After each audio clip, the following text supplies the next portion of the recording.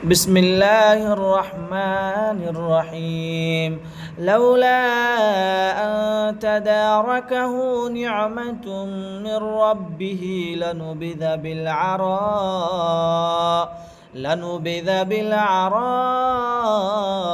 وهو مذموم فاجتباه ربه فجعله من الصالحين وإن يكاد الذين كفروا ليزلقونك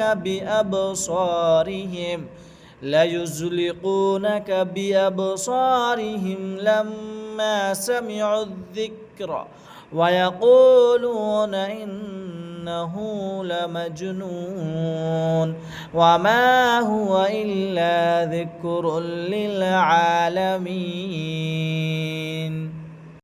जी कह रहा था कि इंशाअल्लाह आज 1 तारीख है, 1 नवंबर है। इंशाअल्लाह आज हम लोग नूरानी क़ायदा पढ़ना शुरू करेंगे 3 बजे PM, यानी अभी 3 बजे असर के टाइम में 3 बजे PM में शुरू करेंगे। लाइव क्लास चलेगा इंशाअल्लाह, इसलिए आप चैनल को सब्सक्राइब करके रखिए और अपने दोस्तों को भी शेयर कीजिए, अपने रिश्तेदार को भी शेयर कीजिए ताकि वो भी कुरान पढ़ना सीख ले।